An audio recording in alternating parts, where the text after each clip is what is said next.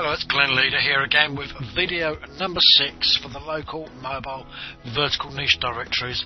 And this video we're going to pull everything together, all the work we've done so far, we're going to put everything together and actually get our directories built. Now this video got a lot in, so it may well be that I'm going to spread it over 2 or 3 videos to keep it fairly short. Okay, so we've done our keyword, we've decided which keyword we're going to target.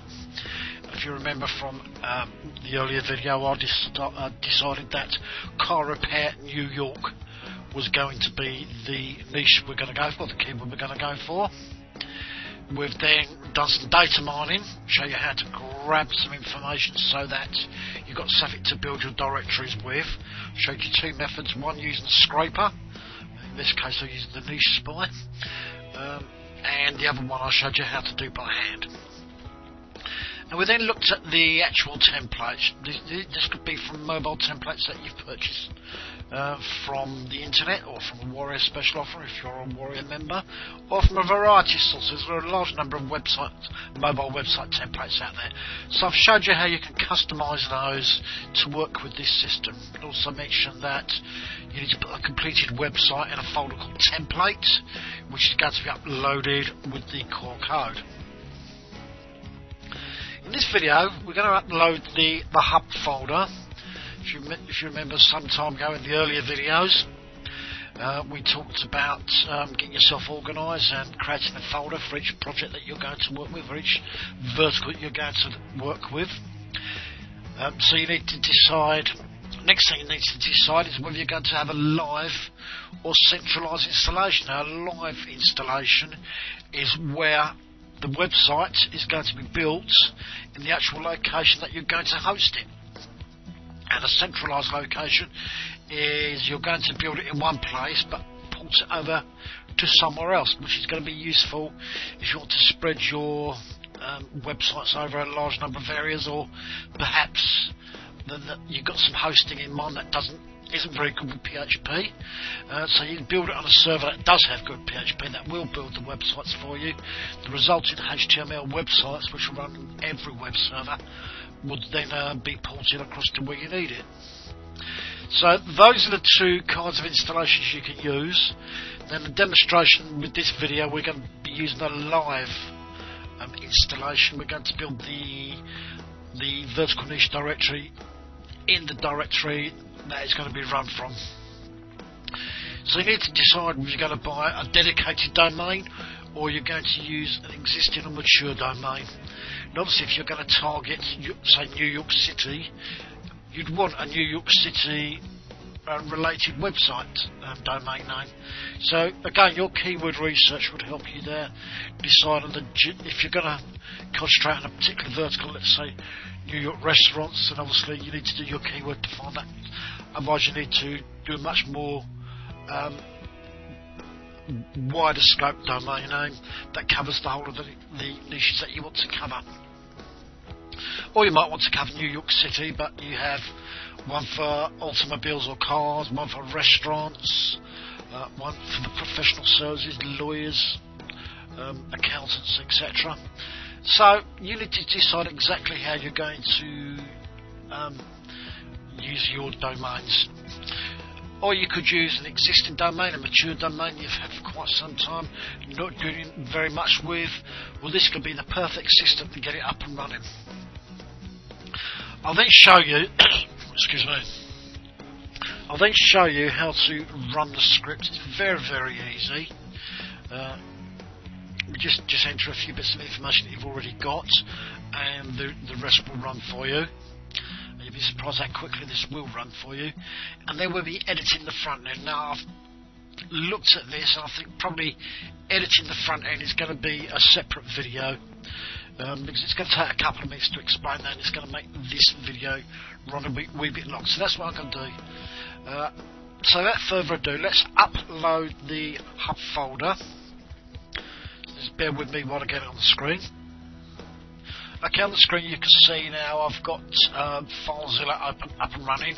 I've logged into my domain that I'm going to run it from, and you can see a number of directories already in there. So I'm simply going to upload car repair New York. upload that to server. As you can see down there, 16 files are queued. It's almost done now. That's been done. And just to remind you, within that folder, we've got the admin folder. And we've got our database.txt file. This is the one with the car repair New York research was carried out. Let's just drag that down so it's easier to see. You've got the various pieces of code that I've provided with the system, along with the index.html file, the directory template, and I'll probably explain that in a wee bit more detail in the same video, the next video that I'm talking about editing the directory front end. So I don't think I really covered that in enough detail. We've then got a lead capture folder, so all of these files apart from the database will be provided with the system. The database.txt is something you're going to create. And we have the template folder within the admin folder up there. And the template folder is your website with all the appropriate codes built in. Okay, so the website's been uploaded. So I'm just now going to run that and just pull that across. Here's the front end. I've logged into my domain and I've decided I might as well tell you where the domain actually is, or sorry, the folder is, because if I do need to move it, I'll simply put some redirect code in there. So it's http://glenleader.com New York directory. Okay, that's where the actual folder is that I'm actually working with these. And when you log into that, you should see this. It will probably look different actually. In fact, it will look different because I'm adding a new niche now. So, off the screen, I'm just typing in the name of the folder that we just uploaded, which is car-repair-New York. And hit the return key. And it should just bring up an empty area like this, which is exactly what we need, because it hasn't built the website yet. So the first thing I'm going to do is to click on the admin link there, which should bring then a screen up. Now the niche keyword, as we've been decided for the whole of this course, is car repair New York. So we're going to type that in. This is actually going to be displayed on a few pages, so you might as well type it in the way that makes it look nice. In this case, I've capitalised everything. Now, the average traffic volume was 6,345 a month. So you type that in. And then the lead capture email address. This is going to be the email address that you want all inquiries to be sent to. So, this doesn't exist, this email address. So I'm just going to go Microsoft.com. Now, obviously this isn't a real email address to use, and in the live version on the screen I'm going to remove my emails anyway, because I don't want people to log in there and think it's fun to send me lots of silly messages. So I'm not going to have a real email address in there.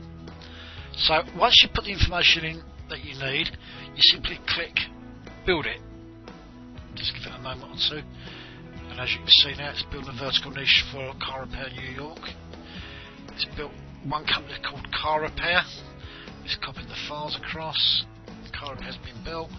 Same for Steve and Francine's Complete Automotive Repair Inc. Again, it's built that. So I'll just scroll all the way down. You see that it was very quickly built. And as you can see now, the whole lot's done. Done. So let's go and have a look at the directory. Here it is. I've not put any images in the background. You could easily put an image in the background if I wanted to. Well, there is the average search volume, 6345 for Car Repair New York. Here is a link out there for somebody if they wanted to rent this particular part of the page, and obviously if I had a graphic out there, look a lot more attractive. And here are the various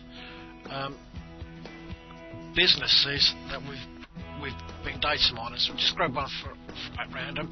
Firestone Complete Auto Care. So I'll click on that. As you can see there, Firestone Complete Auto Care. About us. If you remember in the previous video when we were talking about the templates, I had the keyword mentioned there, and I just wanted to show you that the keyword can actually be used within the actual article itself. So if you had an article about this and you wanted to use the main keyword, then you can do. Business name repeated there. So, our services.